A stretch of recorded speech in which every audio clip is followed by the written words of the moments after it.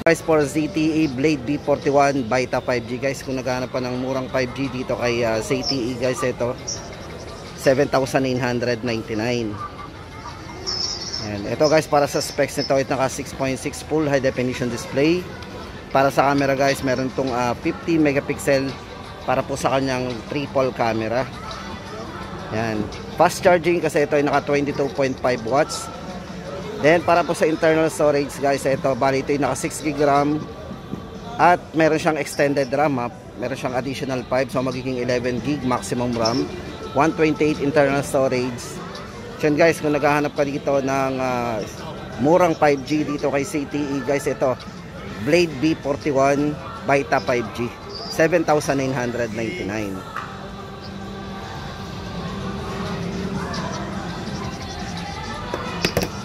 Guys, ito good news para dito kay ZTE Blade B40 design. Sa mga naghahanap po pala dyan ng budget phone at entry level, ito guys, tama-tama sa inyo. Kasi ang price po nito, nagbaba po yung price nito sa pagkakaalam ko. Kasi ngayon guys, ang price po nito is 4,799 na lang. So dito guys, bali naka 6 GB RAM, 128 na rin po tayo. So extended din po yung RAM nito. Yan, bali ito fast charging na din, naka 22.5 watts fast charging. 50 megapixel para sa kanyang triple camera. Size ng screen nito ay naka 6.6 full high definition display na po. So ito guys, tandaan natin ZTE Blade B40 design. Kung naghahanap po kayo ng budget phone, ito maganda na rin size, maganda na rin po guys to, kasi ito may kalakihan na rin ng size ng screen. Ito naka 6.6 at naka full high definition plus pa. So halagang 4,799. So hindi na po uhuli guys. Tapos guys, ito meron din ako ipapakita sa inyo. So tapusin natin yung video natin kasi meron tayong ipapakita na bagong release po nila na very affordable at talagang sulit na sulit kayo pagdating sa mga Android phone. Ngayon ko lang din ito makikita. Siyempre guys, bago tayo pumunta doon, puntahan muna natin yung mga iba pang models po nila, yung kanilang top of the line at yung mga mid range. At siyempre may mga entry level din po dito. Guys, umpisahan na natin. Unahin na po natin guys, ito si ZTE B40S. Yan guys, sa mga naghahanap po, at ito na po yung ating update para dito kay ZTE B40S. Guys, ito ay 6,499. Bali ito guys ay naka 6 GB RAM, 128 na po internal storage. Yan, kung naghahanap po kayo ng mga budget phone talaga dito kay ZTE, marami tayong pwedeng pagpilian. Check po natin yung kanyang camera. So napakalinaw na rin po ng camera nito. So guys, dito meron tayong mga option. Meron din siya ditong portrait camera, refocus. Then sa video, check po natin. Sulit na po kayo dito. Ito guys, sa halagang 6,499. Yan, ZTE B40S. Naka 6 GB RAM, 128 na po tayo dito. Yan. Tapos guys, ito, pakita ko naman yung kasunod. Ito guys, syempre punta na tayo dito agad sa top of the line. Tama-tama to guys sa mga gamer dyan. Bago tayo pumunta doon sa kanyang specs guys, pakita ko muna sa inyo yung design nito, kung gaano kaganda yung design nito. Ito guys, napaka-flat ng design nito sa front. Then sa back po, ito yung pinaka-design niya pagdating doon sa kanyang camera. Bali ito guys ay si Nubia C50S Pro. Yan. Yan guys, ulitin natin, Nubia C50S Pro. Bali ang original price po nito is 43,999. Then good thing guys, ito ay tuloy-tuloy yung kanilang promo dito.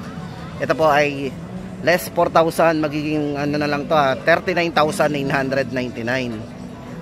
Kasi ito, pakita ko sa inyo yung camera nito, kung gaano kalinaw. tapos yung resolution ng video, ito panalo guys. Kasi guys, ito pakita ko sa inyo yung internal storage pala muna nito. So kung naghahanap ka ng malaking internal storage, guys, ito ngayon pa lang tayo nakakakita ng actual na 1 terabyte. Ito guys, naka 1 terabyte po to. Yan. Po natin kailangan maglagay ng extra memory. So sobrang laki po ng internal storage nito. Yan. Yan. Check na po natin yung mga camera nito. Yan. Okay. Then guys, ito sa video, pakita ko sa inyo yung video nito. Ito pa yung mga combination ng video niya. Guys, ito pwede nating i-play dito yung 4K resolution na naka 120 FPS. Ganun siya ka-smooth, ganun kataas. Then pwede nating i-combine ang 60 frame per seconds at 30 frame per second na naka 4K resolution tayo. Syempre guys, hindi lang yan. Meron po siyang up to 8K resolution pagdating sa video. Yan, check po natin. 8K resolution, tapos naka 30 frame per seconds. So yun guys ang available At least naka 8K po tayo at 30 frame per seconds. So 720, 1080p.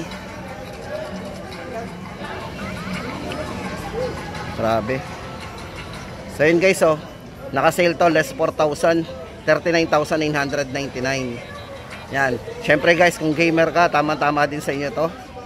So check po natin yung kanyang pinaka chipset. Check natin dito sa setting.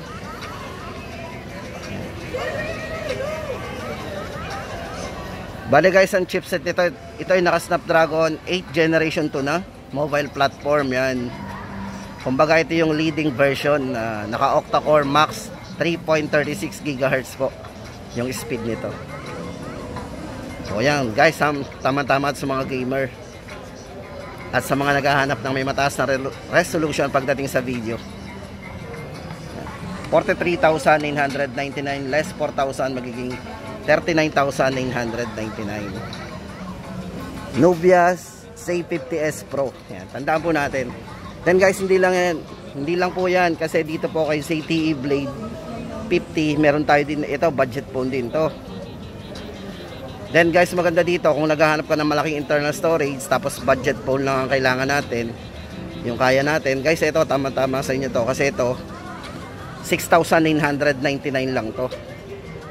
Dito guys, naka na tayo naka 18 gig maximum RAM na po, kasi yung original RAM po nito is 8, then extended po ng 10, kaya magiging 18 gig RAM tapos 256 internal storage. Sulit na po tayo dito. Ito guys, para sa price natin dito, yan, kayang-kaya din po natin to, 6,999. Then next po natin, ito guys, kung naghahanap ka ng futuristic yung design, pati yung mga icon po niya, napaka futuristic.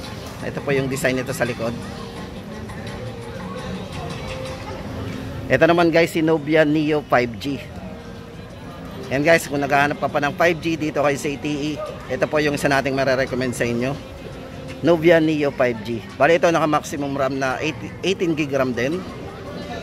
Then internal storage naka 256 gig. Then para sa price guys natin dito is 9,999. Check muna natin mabuti yung design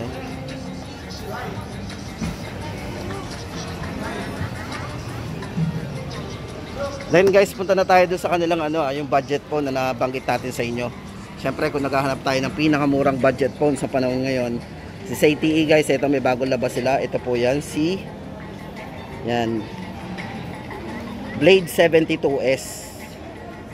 Ito guys, bigyan ko kayo ng idea Bale ito, may papakita ko lang sa inyong specs nito. Ay yung kanyang yung nasa box. Like ito guys, naka 8 gig RAM. Bale ito, meron siyang additional RAM na 4 gig plus 4 gig. So magiging 8 gig RAM po yan. Internal storage 64 gig. So okay na rin, sulit na rin po tayo doon sa 64 gig. Tapos ito, para sa size ng screen nito guys, ito yung naka 6.74. Yan. Tapos naka high definition plus na din. Kita ba natin? So yan, check natin. Yan, parang hindi makita yan. Tapos naka triple camera din yan. Then pagdating po sa charging, ito yung naka 22.5 watts fast charging na din. At syempre sa battery guys, meron tong 5,000 mAh battery din, pang all day battery. Guys, ito para sa price update natin, 3,199. Napakababa po ng price. So kung mga naghahanap po tayo ng budget phone na talagang swak na swak, ito tamang-tamang pang regalo, pang personal phone yan. Blade 72S 3199. At yun guys, ang update natin ngayong March 16, 2024 dito kay CTE. Sa mga gusto mag-avail guys, visit nyo lang po yung kanilang store dito lang sa SM City Lipat.